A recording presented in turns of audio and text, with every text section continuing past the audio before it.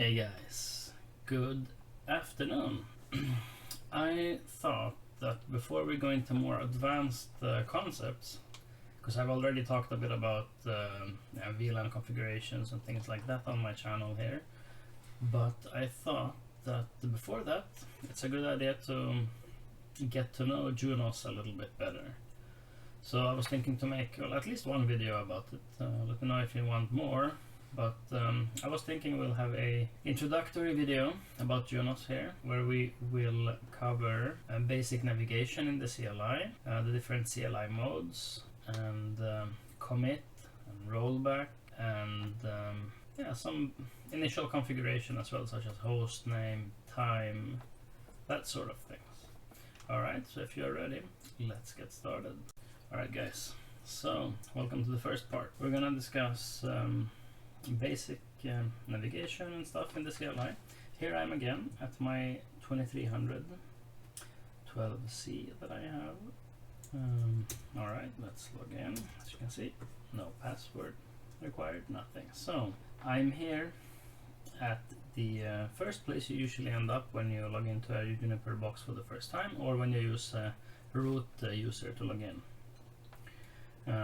This percentage sign here denotes that you are in the shell of the device. So this one is more like a Linux shell, as you can see. You know, you can move around here, look into different folders and stuff. So this is really where the whole file system is stored, and all those things, images, configurations, log messages, and things like that. That's because JunOS is based on FreeBSD, so there are a lot of similarities. Now, in order to get into the fun stuff, which usually happens at the CLI, we'll have to type CLI. Now we're here, as you can see. The device is still called root, but hopefully we can fix that soon. So now we are in what's called the operational mode, which means this is where you execute show commands, such as this, show interface ters, which is one of the better commands to get a quick overview of all the interfaces. And obviously you can always use pipe in order to apply certain things to the commands, such as a match, which is similar to a grep or include in Cisco. So for example, we could match for inet here, which would give you all the interfaces that are configured as layer 3 addresses, or interfaces, sorry. So basically non-L2 ports. There is a lot of other stuff that will eventually show up here. You can see we have Ethernet switch for interfaces that are configured as L2 interfaces, you know, family Ethernet switching, and other things will show up when you configure aggregated Ethernet interfaces as well. Alright, so let's start with one of the most common things here. Now, when we type edit or configure, then we'll end up in the then we move from the operational mode to configuration mode. This is where you do all the stuff that affects the router itself, or switch, or firewall. You know, JunOS is the same across routing, switching, and the security devices, so you don't need to learn anything new for, you know, firewalls, for example. Alright, so the first place where you end up is what's called at the top of the configuration. You can see it says edit here. This means that you are at the top of the configuration. Now if we do a show from here, we'll see the whole configuration. There's a bunch of stuff here, and the main difference, I guess, when it comes to how the configuration here is laid out compared to Cisco, for example, is that there is a lot of indentation going on here, and that makes it much more easier once you're used to you know, reading the configuration. You'll quickly see which sections belong to what section, like on which options and specific things belong to what section of the configuration. For example, we can look here at the interfaces. You can see here there is the main hierarchy is called interfaces, and within that one we have different interfaces. You see, they're all indented the same way here, and within those interfaces you can easily see what the configuration is for each interface. As a contrast, I can show you what it looks like if you do it similar to how, you know, Cisco would show everything, right? when you do pipe display set, it will show you the actual set command that you will use to enter the configuration. This also will help you to transition a bit from Cisco to Juniper, you know, and also, of course, when you apply large configurations to Juniper boxes, you'll often directly use set commands like this. You can also paste, you know, these stanzas as well, but it's pretty common to just, you know, paste in set commands. Alright, so you can see here, it's very difficult to see, like, yeah, which interfaces have what configuration. Now they all have the same config, so I suppose it's easy, but the theory is that, you know, yeah, it's quite messy when you look at the config like this. It's just one long file. But when you view it like this, you can easily see here which sections are where, what belongs where, and stuff like that. But one of the beautiful things with JunOS is that now we're at the top of the config. I keep saying top because you can move here by typing top. Now we are already at the top, as you can see here. It already says that, hey, you're already at the top. Why do you want to, you know, keep going higher when you already are at the ceiling, right? Now, for example, let's say we want to manipulate one of the interfaces. Let's take GE000 as an example here. Now, normally from here you can also do, you know, set interface GE000 description, I don't know, server. We can do server port, right? Like this. And it complains because I used 2 words, so you need to use quotation marks if you want to use more than 1 word. Alright, so then we can do, okay, show interface GE000 from here, and you'll see the description is applied here to the configuration itself. Now it's not active like in Cisco. We have to first commit the configuration, commit the changes for them to become active. So nothing is changing in production now while we're applying these things. Okay, so a much better way to do this, let's say you need to work on the GE000 interface, right? Instead of doing in the set interface GE000 for each different thing that you want to apply on the interface, which is time consuming and it's prone to mistakes, you'll type edit interface GE000 instead. This will move you to the interface, that particular interface within the configuration. You see here it goes from edit to edit interfaces GE000. Now this means that you are actually now located just here at the top of the GE000 interface. If we type show here, we will only see what's configured on GE000. Now this immediately limits you from accidentally, you know, screwing up other parts of the configuration. Whatever you do from here is only applied to the GE000 interface. So that's a great way to play with this, right? So look, now I did a delete of the interface. It's completely empty here, and just to show you that nothing else was deleted, if we type up here, we take 1 step up into the configuration, and we get now to the interfaces, which is, you know, as you can see, it's here above the interface itself, right? And then when we do a show from here, it shows us all the interfaces that are configured. But yeah, you can see obviously that the 000 interface doesn't exist here anymore. You can see we can even do show interface. Oh no, we are already there, so we only do show GE000.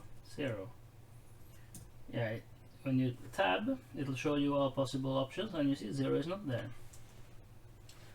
So you do like that, and it'll not show you anything. See, it's empty. So now if we do edit GE000, now we are here again, just like before, but it's empty. So now we want to do, for example, set. We can do set 0 description server board show. Now it's been applied there. Now these units, you can look at them as sub-interfaces in the Cisco world. You always need to have a unit applied to any interface that you work on. Later on we can talk about more complex designs where you have multiple units in the same interface. But for now, just keep in mind that these logical units, you always need to have unit 0 configured on every interface that you work on. And you can't even call it anything else, you know, it needs to be unit 0. Otherwise you'll get errors when you do commit check and when you commit. So keep that in mind. You start with unit 0, that's like default. You always need a unit 0 here. So let's do the show again. You can see here we put in a description, and no anything else we do here. You can always tab. In Juniper you can tab all the things, much more than in Cisco. It's much more enhanced, the tabbable options that you get, whether it comes to options within configurations or policy lists or firewall rules, prefix list. So let's say we want to make this a layer 2 port, then we have to make it a part of the family Ethernet switching. Within JunOS we have different families for certain types of interfaces. In Cisco you have the BGP v4 family, for example, right? In JunOS we have the same for layer 2 interfaces or layer 3 interfaces.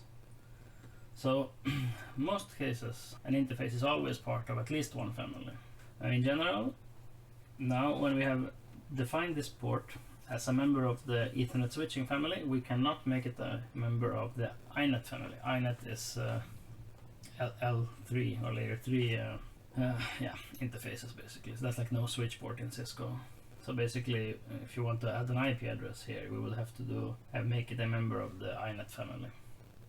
But you will see that I will show you actually what it looks like. It will complain about it. So family iNet address 10.0.0/30, for example.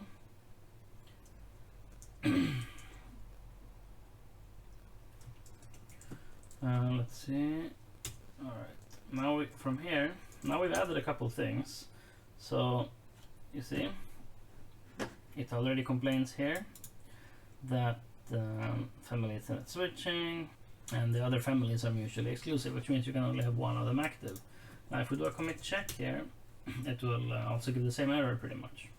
Now there are a couple things we can do here. Let's say that you want to check if the layer 3 configuration works, but you want to quickly be able to activate the L2 configuration. Then what you can do is you can deactivate that part of the configuration as well. You can do deactivate unit 0 family Ethernet switching. Now you can see here it's inactive, which means we'll be able to commit it. We can do commit check and you'll see we won't get any errors. And yeah, okay, we can change the IP address there. So in order to delete something, we can do delete unit 0 family iNet and then address. Then we add the address, then we'll do show, it's gone. So see here, unit 0 family iNet 10.1.30. Alright, and then of course you need to remember to type address here. You can do a commit check again, and now it won't complain anymore about the two families, since we deactivated this one. Now in order to take it back, you'll just type activate, and then you'll do the same. We'll keep it like this for now. We'll come back to it later. So basically up moves you up one step in the configuration hierarchy. Top moves you to the top. If you type show compare, then you will see all the changes you've done that are going to be applied, regardless if you removed something or added something. You can see here, for example, I deleted the interface G000 earlier, right? If you remember, I typed delete at the beginning. Then it'll say, okay, you did a delete, so all this stuff is gone. And then here we added in the description an IP address, then we deactivated the Ethernet switching part as well. And from here, if we commit, then it will apply the configuration and it will become active. Now that's pretty dangerous in production to do, so it's always better to commit confirmed.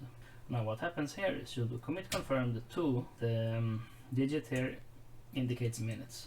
So if we do now commit confirmed 2 here like this, then what will happen is it will commit the configuration, all the changes will be active, but unless you type a second commit here, then the configuration will roll back to the previous state. So let's say you did a lot of changes and then you lost access to the box.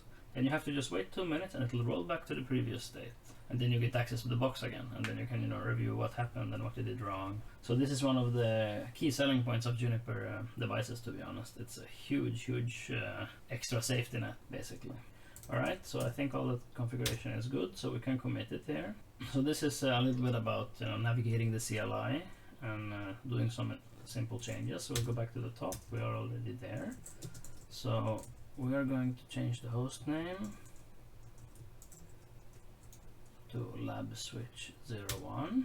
You see, I made that, but it didn't change the host name yet. You can see there. Now we can do another show compare, and you'll see it's there. Let's say we will commit this change. Okay, now it doesn't let me do it because we need to have a root password. You remember when I logged in at the beginning? This is a completely factory reset switch, so there is no password yet. And in order to commit any system settings and changes, you have to supply a root password. And you do that by typing set system, because the root, we can do show system here, and you'll see there's a lot of stuff here. So usernames and root settings, they all live within the system section. So we have to do set system root authentication. We'll do plain text password. I'll do some easy to remember password. Then we'll be able to commit. You see here it says missing mandatory statements, and that's what you always get when you get a factory Juniper box, or if you reset it to factory defaults. If you want me to show you how to reset it to factory defaults, I can make a video on that as well. Alright, so now you can see we have a name here. Set system host name. We'll change it to another name, and I'll show you something here. labswitch02, and we'll commit this. Now let's say that we changed the name, accidentally changed the name to labswitch02. Alright, so let's say that you made a mistake. You want to change the switch name back to the labswitch01. Now obviously you can just go and do the same command here, but let's say that you did a lot of changes that you want to revert, right? Then instead of deleting the statement, you can just go back to the previous configuration. Now let's see, we'll do a show compare first here. Obviously because we committed, there is nothing to show here, but now if we do rollback and a question mark, you'll see all the different configurations that have been committed here. Now 0 is the current state. So for example, if we add a lot of stuff and we don't commit and we do a rollback 0, then that will revert to the state before you added those different configuration statements. But now if we compare it to number 1 here, you can see that we removed the name switch01, added switch02. And let's say, okay, we want to roll back to configuration number 1 here. Now it's completed, but what? The name is not changed. Let's do a show compare and see. Look, this is again stuff, it's done here. So we need to commit this again in order to make these changes active. Remove this accidental name that we gave it and put back the correct name, right? But let's say, oh no, you rolled back to the wrong configuration accidentally. Then you can do a rollback 0. Let's do show pipe compare here. Yep, see, nothing has changed. Alright, so now let's get into another important aspect. For example, how to set the time. It's a simple thing, but sometimes overlooked, and it can screw with a lot of stuff if you don't set the time correctly. You can do show system. Did you see I typed exit, took it out of the configuration mode, by the way. So now we are in the operational mode again. So if we do show system uptime, then we'll see the time. This is correct time currently for me. So if we do a set date, then you'll do question mark and you'll see what you need to do here. You can add an NTP server if you have that, which should always be the case when it comes to production, right?